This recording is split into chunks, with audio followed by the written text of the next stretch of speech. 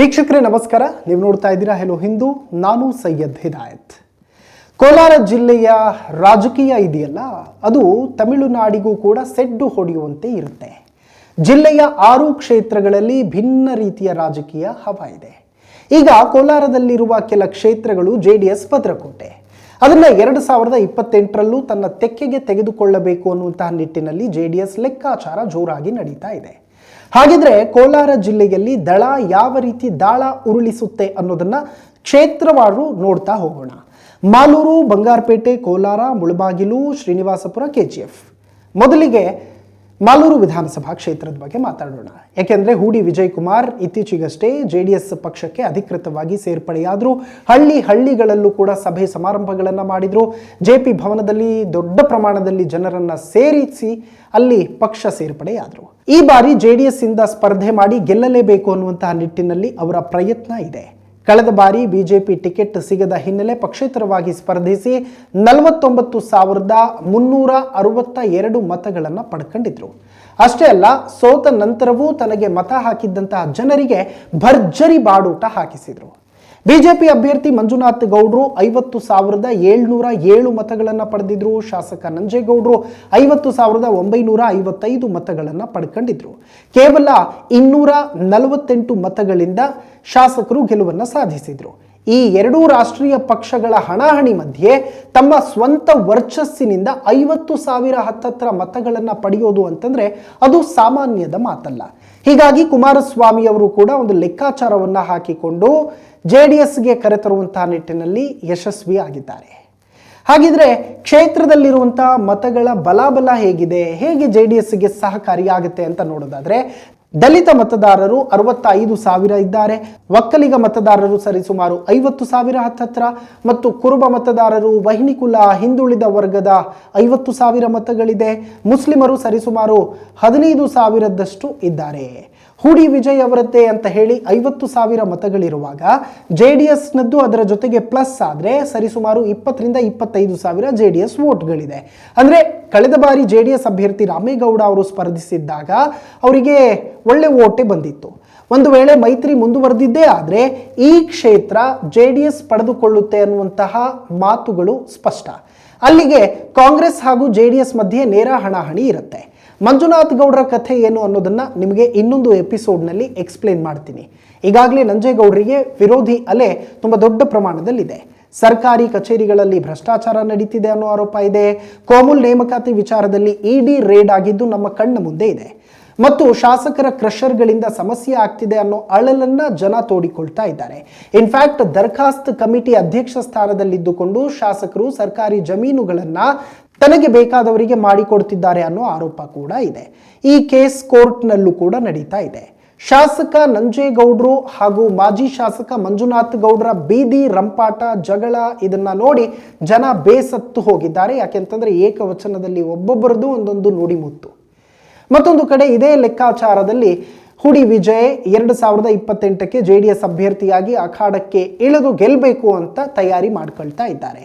ಮತ್ತೊಂದು ಕಡೆ ನಿಖಿಲ್ ಕುಮಾರಸ್ವಾಮಿ ಅವರು ಕೂಡ ಹೇಳ್ತಾ ಇದ್ರು, ಈಗ ಹೂಡಿ ವಿಜಯ್ ಕುಮಾರ್ ಬಂದಿರೋದು ನಮಗೆ ಮಾಲೂರು ಭಾಗದಲ್ಲಿ ಆನೆ ಬಲ ಬಂದಂತಾಗಿದೆ ಅಂತ ಹೇಳ್ತಾ ಇದ್ರು. ಮತ್ತು ಗೆಲುವು ಅಷ್ಟು ತ್ರಾಸದಾಯಕ ಇರೋದಿಲ್ಲ. ಮತ್ತೊಂದು ಕ್ಷೇತ್ರ ಬಂಗಾರಪೇಟೆ. ಸದ್ಯಕ್ಕೆ ಕಾಂಗ್ರೆಸ್ನ ನಾರಾಯಣ ಸ್ವಾಮಿ ಅವರು ಶಾಸಕರಾಗಿದ್ದಾರೆ. BJP ಅಥವಾ JDSನಿಂದ ಮುನಿಸ್ವಾಮಿ ಅವರು 2028ರಲ್ಲಿ ಬಂಗಾರಪೇಟೆಯಲ್ಲಿ ಮೈತ್ರಿ ಅಭ್ಯರ್ಥಿಯಾಗಿ ಅಖಾಡಕ್ಕೆ ಇಳಿತಾ ಇದ್ದಾರೆ. ಇದಕ್ಕೆ ತಯಾರಿ ಕೂಡ ಮಾಡ್ಕೊಂಡಿದ್ದಾರೆ. ಈ ಕ್ಷೇತ್ರ ತನಗೆ ಬೇಕು ಅನ್ನೋ ಡಿಮ್ಯಾಂಡನ್ನು JDS ಕೂಡ ಮಾಡ್ತಾ ಇದೆ. ಯಾಕೆಂದರೆ ಈ ಹಿಂದೆ JDS ಅಭ್ಯರ್ಥಿಯಾಗಿದ್ದಂಥ ಮಲ್ಲೇಶ್ ಬಾಬು ಬಹಳ ಕಡಿಮೆ ಅಂತರದಿಂದ ಸೋತಿದ್ರು. ನಾರಾಯಣ ಸ್ವಾಮಿ ಅವರು 77,292, ಮಲ್ಲೇಶ್ ಬಾಬು ಅವರು 77,581 ಮತಗಳನ್ನು ಪಡ್ಕೊಂಡಿದ್ರು. ಇಬ್ಬರ ಮಧ್ಯೆ 4,711 ಮತಗಳ ಅಂತರ ಇತ್ತು.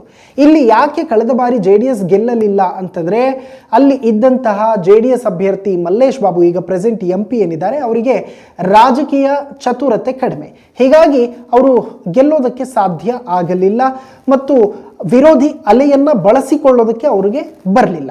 ಮತ್ತೊಂದು ಕಡೆ ಈಗ ಮುನಿಸ್ವಾಮಿ ಅವರು ಮತ್ತು ನಾರಾಯಣಸ್ವಾಮಿ ಅವರು ಇಬ್ಬರ ಬಗ್ಗೆ ನಿಮಗೆ ತುಂಬ ಚೆನ್ನಾಗಿ ಗೊತ್ತಿರುತ್ತೆ. ಒಂದು ವೇದಿಕೆಯಲ್ಲಿ ಯಾವ ರೀತಿಯಲ್ಲಿ ಹಾವು ಮುಂಗುಸಿ ರೀತಿಯಲ್ಲಿ ಕಚ್ಚಾಡ್ಕೊಂಡಿದ್ರು ಅಂತ. ಇನ್ಫ್ಯಾಕ್ಟ್ ನಾರಾಯಣಸ್ವಾಮಿಗೆ ಯಾರಾದರೂ ಟಕ್ಕರ್ ಕೊಡೋರಿದ್ದಾರೆ ಅಂತಂದರೆ ಅದು ಮುನಿಸ್ವಾಮಿ. ಹಾಗಾಗಿ JDS ಒಂದು ಸುತ್ತಿನ ಮಾತುಕತೆಯನ್ನು ಮುನಿಸ್ವಾಮಿ ಅವರ ಜೊತೆ ನಡೆಸಿದೆ. ಅಂದರೆ ಮೈತ್ರಿ ಅಭ್ಯರ್ಥಿ ಆದರೆ ಅವರಿಗೆ JDS ಸಿಂಬಲ್ ಅಡಿಯಲ್ಲಿ ಅಖಾಡಕ್ಕೆ ಇಳಿಸಬೇಕು ಅನ್ನುವಂಥ ಲೆಕ್ಕಾಚಾರ ಇದೆ. ಇನ್ಫ್ಯಾಕ್ಟ್ ಬಂಗಾರಪೇಟೆಯಲ್ಲಿ JDSಗೆ ತನ್ನದೇ ಆದಂತಹ ಮತಗಳು ಕೂಡ ಇದೆ. ಹೀಗಾಗಿ ಗೆಲುವು ಸುಲಭ ಅನ್ನುವಂಥ ಲೆಕ್ಕಾಚಾರ ಇದೆ. ಸತತ 3 ಬಾರಿ ನಾರಾಯಣಸ್ವಾಮಿ ಅವರು ಗೆದ್ದಿದ್ದಾರೆ. ಅವರಿಗೆ ಸಹಜವಾಗಿ ಆಡಳಿತ ವಿರೋಧಿ ಅಲೆ ಇರುತ್ತೆ. ಅಭಿವೃದ್ಧಿ ಒಂದು ಸ್ವಲ್ಪ ಕಡಿಮೆ ಆಗ್ತಾ ಇದೆ. ತಾಲೂಕಿನಲ್ಲಿ ಒಡೆದು ಆಳುವ ನೀತಿ ಇದೆ. ಇನ್ಫ್ಯಾಕ್ಟ್ ಕೆಂಪೇಗೌಡರ ಪ್ರತಿಮೆ ವಿಚಾರದಲ್ಲಿ ಮನಸ್ತಾಪ ಕೂಡ ಇತ್ತು. ಹೀಗಾಗಿ ಒಕ್ಕಲಿಗ ಸಮಾಜಕ್ಕೆ ಆ ಕೋಪ ಇನ್ನೂ ಕೂಡ ಇದೆ. ಇನ್ನೊಂದು ಕಡೆ ಸರ್ಕಾರಿ ಜಮೀನು ಒತ್ತುವರಿ ಕುರಿತು ಆರೋಪಗಳು ಆಗಾಗ ಕೇಳಿ ಬರ್ತಾನೆ ಇರುತ್ತೆ. ಮತ್ತೊಂದು ಕಡೆ ಉಸ್ತುವಾರಿ ಸಚಿವರ ಮುಂದೆ ನಡೆದಂತಹ ದೊಡ್ಡ ಗಲಾಟೆ ನೀವೆಲ್ಲರೂ ಕೂಡ ನೋಡಿರ್ತೀರಿ. ಅದರ ಬಗ್ಗೆ ನಾನು ಹೆಚ್ಚಿಗೆ ಮಾತಾಡೋದಕ್ಕೆ ಹೋಗೋದಿಲ್ಲ.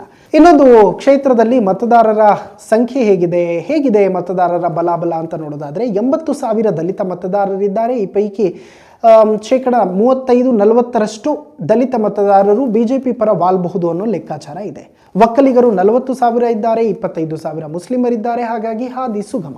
ಬ್ರಾಹ್ಮಣ, ವೈಶ್ಯ, ಬಲಿಜ ಸಮುದಾಯಗಳದ್ದು BJP JDS ಮೈತ್ರಿ ಪರ ನಿಲ್ಲುತ್ತೆ ಅನ್ನುವಂಥ ಒಲವಿದೆ, ವಿಶ್ವಾಸ ಕೂಡ ಇದೆ. ಹಾಗಾಗಿ JDS ಈ ಬಾರಿ ಮುನಿಸ್ವಾಮಿ ಅವರನ್ನು JDS ಸಿಂಬಲಿಂದ ನಿಲ್ಲಿಸಬೇಕು ಅಂತ ಇದೆ. ಮತ್ತೊಂದು ಕಡೆ JDS ಆದರೂ ಸೈ BJP ಆದರೂ ಸೈ ನಾನು ಗೆಲ್ತೀನಿ, ನಾರಾಯಣಸ್ವಾಮಿ ಅವರನ್ನು ಸೋಲಿಸ್ತೀನಿ ಅಂತ ಟೊಂಕ ಕಟ್ಟಿ ನಿಂತಿರೋದು ಮುನಿಸ್ವಾಮಿ. ಗೆಲುವು ಅಷ್ಟು ಸುಲಭ ಅಂತೂ ಅಲ್ಲ. ಹೋರಾಟ ಮತ್ತು ದೊಡ್ಡ ಪ್ರಮಾಣದಲ್ಲೇ ವರ್ಕ್ ಮಾಡಬೇಕಾಗುತ್ತೆ. ಅದನ್ನು ಮುನಿಸ್ವಾಮಿಯವರು ಮಾಡ್ತಿದ್ದಾರೆ. ಮತ್ತೊಂದು ಕ್ಷೇತ್ರ ಕೋಲಾರದಲ್ಲಿ CMR ಶ್ರೀನಾಥ್ ಸಿಕ್ಕಾಪಟ್ಟೆ ಎಫರ್ಟ್ ಹಾಕಿ ಕೆಲಸ ಮಾಡ್ತಾ ಇದ್ದಾರೆ. ಮತ್ತೊಂದು ಕಡೆ ಹಾಲಿ IPS ಅಧಿಕಾರಿಯು ಕೂಡ BJP ಅಥವಾ JDS ಇಂದ ಟಿಕೆಟ್ ಪಡೆದು ಚುನಾವಣಾ ಅಖಾಡಕ್ಕೆ ಇಳಿಬೇಕು ಅಂತ ಲೆಕ್ಕಾಚಾರವನ್ನು ಹಾಕಿಕೊಳ್ತಾ ಇದ್ದಾರೆ. ಆದರೆ IPS ಅಧಿಕಾರಿ ಖುದ್ದು ಹೇಳುವಂತೆ ತಾನು ಇಂಡಿಪೆಂಡೆಂಟ್ ಆಗಿ ಸ್ಪರ್ಧೆ ಮಾಡ್ತೀನಿ, ಯಾವುದೇ ಪಕ್ಷದಿಂದ ನಾನು ಕಣಕ್ಕಿಳಿಯೋದಿಲ್ಲ ಅಂತ ಹೇಳ್ತಾ ಇದ್ರು. ಎಲ್ಲವೂ ಕೂಡ ರಾಜಕೀಯ ಮರ್ಮ ಇದ್ದೇ ಇರುತ್ತೆ. ಪ್ರಸ್ತುತ ಇರುವಂತಹ ಶಾಸಕರು ಕೊತ್ತೂರು ಮಂಜುನಾಥ್ ಅಲ್ಲಿದೆ ನಮ್ಮ ಮನೆ, ಇಲ್ಲಿ ಬಂದೆ ಸುಮ್ಮನೆ ಅನ್ನೋ ಪರಿಸ್ಥಿತಿ ಅವರದ್ದು. ಕಳೆದ ಬಾರಿ ಮುಸ್ಲಿಂ ಸಮುದಾಯ ಸಾಲಿಡ್ ಕಾಂಗ್ರೆಸ್ ಜೊತೆ ನಿಂತ್ಕೊಳ್ತು. ಸರಿಸುಮಾರು 60,000 ಮುಸಲ್ಮಾನರು ಕಾಂಗ್ರೆಸ್ಗೆ ವೋಟ್ ಹಾಕಿದ್ರು. ಸಾಲಿಡ್ ಆಗಿ JDSನ ಸೋಲಿಸುವಂಥ ಕೆಲಸ ಆಯಿತು. ಹೀಗಾಗಿ ಸೋಲಿನ ಛಲ ಬಿಡದೆ ಶತಾಯಗತಾಯ ಈ ಬಾರಿ ಶಾಸಕನಾಗಲೇಬೇಕು ಅಂತ ಹೇಳಿ CMR ಶ್ರೀನಾಥ್ ಪಣ ತೊಟ್ಟಂತಿದೆ. CMR ಒಕ್ಕಲಿಗ ಸಮುದಾಯಕ್ಕೆ ಸೇರಿದವರು. ಏಷ್ಯಾದ ಅತಿ ದೊಡ್ಡ ಟೊಮ್ಯಾಟೊ ಉದ್ಯಮಿ. ಜನಸಂಪರ್ಕ ತುಂಬ ಭೇಷ್ ಇದೆ, ಅದರಲ್ಲಿ ಯಾವುದೇ ಅನುಮಾನ ಬೇಡ. ಇನ್ಫ್ಯಾಕ್ಟ್ ಸಿದ್ದರಾಮಯ್ಯ ಅವರು ಕೋಲಾರ ಅಖಾಡದಿಂದ ಇಳಿತೀನಿ 2023ರ ಚುನಾವಣೆಗೆ ಅಂತ ಹೇಳಿದ್ದಾಗ ಇದೇ CMR ಶ್ರೀನಾಥ್ ತಂತ್ರಗಾರಿಕೆಯನ್ನು ಮಾಡಿ ಸಿದ್ದರಾಮಯ್ಯ ಅವರು ಕೋಲಾರ ಕ್ಷೇತ್ರದಿಂದ ಹಿಂಜರಿಯುವಂತೆ ಮಾಡಿದ್ದು ಅದೆಲ್ಲರಿಗೂ ಕೂಡ ಗೊತ್ತಾಗಬೇಕು. ಸಿದ್ದರಾಮಯ್ಯ ಅವರನ್ನು ಕೂಡ ನಡುಕ ಹುಟ್ಟುವಂತೆ ಮಾಡಿದ್ದು JDSನ CMR ಶ್ರೀನಾಥ್. ಮತ್ತೊಂದು ಕಡೆ ಕೋಲಾರದಲ್ಲಿ ಪಕ್ಷ ಸಂಘಟನೆಯನ್ನು ತುಂಬ ದೊಡ್ಡ ಪ್ರಮಾಣದಲ್ಲಿ ಮಾಡ್ತಾ ಇರೋದು CMR ಶ್ರೀನಾಥ್ ಅವರು. ಇದು ಕೋಲಾರದಲ್ಲಿರುವಂಥ ಕೆಲ JDS ನಾಯಕರಿಗೆ ಸಹಿಸಿಕೊಳ್ಳೋದಕ್ಕೆ ಆಗ್ತಾ ಇಲ್ಲ ಅನ್ನುವಂಥ ಮಾತುಗಳು ಕೂಡ ಇದೆ. ಹೀಗಾಗಿ ಎಲ್ಲಿ CMR ಶ್ರೀನಾಥ್ ಬೆಳೆದು ಬಿಟ್ಟರೆ ತಮ್ಮ ರಾಜಕೀಯ ಜೀವನಕ್ಕೆ ಅಡ್ಡಿ ಆಗುತ್ತೋ ಅನ್ನುವಂತಹ ಒಂದು ಗೊಂದಲ ಭಯದಲ್ಲಿ CMR ಅವರಿಗೆ ಜಿಲ್ಲಾಧ್ಯಕ್ಷ ಸ್ಥಾನ ಸಿಗದೇ ಇರುವ ರೀತಿಯಲ್ಲೂ ಕೂಡ ಕೆಲವರು ನೋಡಿಕೊಳ್ತಾ ಇದ್ದಾರೆ JDSನ ನಾಯಕರು. ಇನ್ಫ್ಯಾಕ್ಟ್ JDSನ ಸಾಮಾನ್ಯ ಕಾರ್ಯಕರ್ತ ಏನು ಹೇಳ್ತಾರೆ ಅಂತಂದರೆ JDSನಲ್ಲಿ ಜಿಲ್ಲಾಧ್ಯಕ್ಷ ಸ್ಥಾನಕ್ಕೆ ಯಾರಾದರೂ ಬರಬೇಕು ಅಂತ ಇದ್ದರೆ ಅದು CMR ಶ್ರೀನಾಥ್ ಅವರು ಮಾತ್ರ. ಅವರ ಮನಿ ಪವರ್, ಮ್ಯಾನ್ ಪವರ್ ಎಲ್ಲವೂ ಕೂಡ ಪರ್ಫೆಕ್ಟ್ ಇದೆ, ಹಾಗಾಗಿ ಅವರೇ ಬರಬೇಕು ಅಂತ ಇದೆ. ಆದರೆ ಅದಕ್ಕೆ ಇನ್ನೊಂದು JDSನಲ್ಲಿರುವಂತಹ ಗುಂಪು ಒಬ್ಬರು ಡೈರಿ ಮೆಂಬರ್ನ ಕರ್ಕೊಂಡು ಬಂದು ಕೂರಿಸ್ಬೇಕು ಅಂತ ಪ್ಲಾನ್ ಮಾಡ್ತಾ ಇದ್ದಾರೆ. ಅಂದರೆ ತಮ್ಮ ಸ್ವಂತ ರಾಜಕೀಯ ಸ್ವಾರ್ಥಕ್ಕಾಗಿ ಎಲ್ಲಿ ಸಮಸ್ಯೆ ಆಗುತ್ತೋ ಇನ್ ಫ್ಯೂಚರ್ ಅನ್ನುವಂತಹ ಭಯಕ್ಕೆ ಪಕ್ಷದ ಗೆಲುವನ್ನು ಮತ್ತು ಪಕ್ಷ ಸಂಘಟನೆಯನ್ನೂ ಕೂಡ JDSನಲ್ಲೇ ಇರುವಂತಹ ಕೋಲಾರದ ಕೆಲ ನಾಯಕರು ಪಣಕ್ಕಿಟ್ಟು CMR ಅವರ ವಿರುದ್ಧ ಕುತಂತ್ರಗಳನ್ನು ಮಾಡ್ತಾನೆ ಇದ್ದಾರೆ. ಇದು ಕೇವಲ JDS ಅಂತಾನೆ ಅಲ್ಲ, ಎಲ್ಲಾ ಪಾರ್ಟಿಗಳಲ್ಲೂ ಇದ್ದೇ ಇರುತ್ತೆ. ಇದನ್ನ ಗಮನಿಸಬೇಕಾಗಿರೋದು JDSನ ಹೈಕಮಾಂಡ್. CMR ಶ್ರೀನಾಥ್ ಒಂದು ವೇಳೆ JDSನ ಜಿಲ್ಲಾಧ್ಯಕ್ಷರಾದರೆ ಕೋಲಾರಕ್ಕೆ ಪಕ್ಷ ಸಂಘಟನೆ ಆಗುತ್ತೆ, JDS ಗೆಲುವು ಸುಲಭ ಆಗುತ್ತೆ. 2028ಕ್ಕೆ ಕೋಲಾರದಲ್ಲಿರುವಂಥ ಬೇರೆ ಬೇರೆ ಕ್ಷೇತ್ರಗಳನ್ನು ಗೆಲ್ಲೋದು ಸುಲಭ ಅನ್ನುವಂತಹ ಲೆಕ್ಕಾಚಾರ JDSನ ಸಾಮಾನ್ಯ ಕಾರ್ಯಕರ್ತರದ್ದು. ಆದರೆ JDSನಲ್ಲಿ ಇರುವಂತಹ ಕೆಲವು ವ್ಯಕ್ತಿಗಳು, ಕೆಲವು ಗುಂಪು ತಮ್ಮ ಸ್ವಾರ್ಥಕ್ಕೆ, ತಮ್ಮ ರಾಜಕೀಯ ಜೀವನಕ್ಕೆ ಎಲ್ಲಿ ಪೆಟ್ಟು ಬೀಳುತ್ತೋ, CMR ತಮ್ಮನ್ನು ಎಲ್ಲಿ ಓವರ್ಟೇಕ್ ಮಾಡ್ತಾರೋ ಅನ್ನುವಂತಹ ಆತಂಕದಿಂದ ಪಕ್ಷದ ಗೆಲುವನ್ನೂ ಕೂಡ ಕನ್ಸಿಡರ್ ಮಾಡದೆ ಯಾರೊಬ್ರು ಡೈರಿ ಮೆಂಬರ್ನ ಕರ್ಕೊಂಡು ಬಂದು ಕೂರಿಸ್ಬೇಕು ಅಂತ ಪ್ರಯತ್ನ ಮಾಡ್ತಾ ಇದ್ದಾರೆ. CMR ವ್ಯಕ್ತಿತ್ವ ಹೇಗಿದೆ ಅಂತಂದರೆ, ಅಲ್ಲಿರುವಂತಹ ಶಾಸಕರು ಕೂಡ ಹೇಳ್ತಾರೆ, CMR ಗೋಲ್ಡ್ ಇದ್ದ ಹಾಗೆ. ಪ್ರತಿ ವೇದಿಕೆಯಲ್ಲೂ ಹೇಳ್ತಾರೆ, CMR ನನ್ನ ಅಣ್ಣ ಸಮಾನ, ನಾನು ಗೆದ್ದಿದ್ದಕ್ಕಿಂತ ಹೆಚ್ಚಾಗಿ ನನಗೆ CMR ಸೋತಿದ್ದ ನೋವಿದೆ ಅಂತ ಹೇಳ್ತಿರ್ತಾರೆ. ಇನ್ಫ್ಯಾಕ್ಟ್ ಈಗ ಕೋಲಾರದಲ್ಲಿ 2028 ಚುನಾವಣೆಗೆ ಎರಡೇ ಅಭ್ಯರ್ಥಿಗಳು, ಕಾಂಗ್ರೆಸ್ ಮತ್ತು ಮೈತ್ರಿ ಅಭ್ಯರ್ಥಿ ಇದ್ರೆ 1 ಲಕ್ಷ ವೋಟ್ ಬೇಕಾಗುತ್ತೆ. ನೇರ ಫೈಟ್ ಇರುತ್ತೆ. ಕಳೆದ ಬಾರಿ ಕೊತ್ತೂರು ಮಂಜುನಾಥ್ 83,990 ಮತಗಳನ್ನು ಪಡೆದಿದ್ರು. CMR 53,229 ಮತ ಪಡೆದಿದ್ರು. ವರ್ತೂರು ಅವರು 50,990. ಅಂದರೆ CMR ಹಾಗೂ ಕೊತ್ತೂರು ಮಧ್ಯೆ ಇದ್ದದ್ದು 30,761 ಲೀಡ್ ಇತ್ತು. ಕ್ಷೇತ್ರದಲ್ಲಿ 70,000 ಪರಿಶಿಷ್ಟ ಜಾತಿ ಪರಿಶಿಷ್ಟ ಪಂಗಡ ಮತಗಳಿದೆ. ಮುಸ್ಲಿಮರು 60,000 ಇದ್ದಾರೆ, 40,000 ಒಕ್ಕಲಿಗರಿದ್ದಾರೆ, 24,000 ಕುರುಬರಿದ್ದಾರೆ, 10,000 ಬಲಿಜ ಸಮುದಾಯದವರಿದ್ದಾರೆ, ಕ್ಷತ್ರಿಯ ಮರಾಠ ಕುಂಬಾರ ಸಮಾಜ ಸೇರಿದರೆ 10,000 ಇದೆ. ಈ ಎಲ್ಲ ಲೆಕ್ಕಾಚಾರದ ಮಧ್ಯೆ ಮಾಸ್ಟರ್ ಪ್ಲಾನ್ ಅನ್ನು ಶ್ರೀನಾಥ್ ಮಾಡ್ಕೊಂಡಿದ್ದಾರೆ ಅಂತ ಹೇಳಲಾಗ್ತಾ ಇದೆ. ಮತ್ತೊಂದು ಕಡೆ ಮುಳಬಾಗಿಲು ವಿಧಾನಸಭಾ ಕ್ಷೇತ್ರ ಸಮೃದ್ಧಿ ಮಂಜುನಾಥ್ ಭದ್ರಕೋಟೆ ಮಾಡ್ಕೊಂಡಿದ್ದಾರೆ. ಫಸ್ಟ್ ಟೈಮ್ ಶಾಸಕರಾದರೂ ಕೂಡ ಜನಸಂಪರ್ಕ ನೆಕ್ಸ್ಟ್ ಲೆವೆಲ್ ಅಲ್ಲಿ ಇಟ್ಕೊಂಡಿದ್ದಾರೆ. ಶಾಸಕರ ಮಧ್ಯೆ, ಕಾರ್ಯಕರ್ತರ ಮಧ್ಯೆ ಸಣ್ಣ ಪುಟ್ಟ ಭಿನ್ನಾಭಿಪ್ರಾಯಗಳಿರುತ್ತೆ, ಅದನ್ನ ಅವರು ಸರಿ ಮಾಡ್ಕೊತಾರೆ. ಹೇಗೆ ಸಮೃದ್ಧಿ ಮಂಜುನಾಥ್ ಹಿಡಿತ ಸಾಧಿಸಿದ್ದಾರೆ ಅನ್ನೋದಕ್ಕೆ ಅನೇಕ ಉದಾಹರಣೆಗಳಿದೆ. ಲೋಕಲ್ ಬಾಡಿ ಎಲೆಕ್ಷನ್ ನಲ್ಲಿ ರಿಸಲ್ಟ್ ನೋಡಿದ್ರೆ ಗೊತ್ತಾಗುತ್ತೆ. ಡೈರಿ ಎಲೆಕ್ಷನ್ ಸಹಕಾರಿ ಚುನಾವಣೆ ಕಾಂಗ್ರೆಸ್ ವಶದಿಂದ JDS ವಶಕ್ಕೆ ತರುವಂತಹ ಕೆಲಸ ಆಯಿತು. ಕಳೆದ ಚುನಾವಣೆಯಲ್ಲಿ ಸಮೃದ್ಧಿ ಮಂಜುನಾಥ್ 94,254 ಮತಗಳನ್ನು ಪಡ್ಕೊಂಡಿದ್ರು ಮತ್ತು ಕಾಂಗ್ರೆಸ್ ಅಭ್ಯರ್ಥಿ ಆದಿನಾರಾಯಣ 67,986 ಮತಗಳನ್ನು ಪಡೆದಿದ್ರು. ಇಬ್ಬರ ಮಧ್ಯೆ ಇದ್ದದ್ದು 26,268 ಮತಗಳ ಅಂತರ.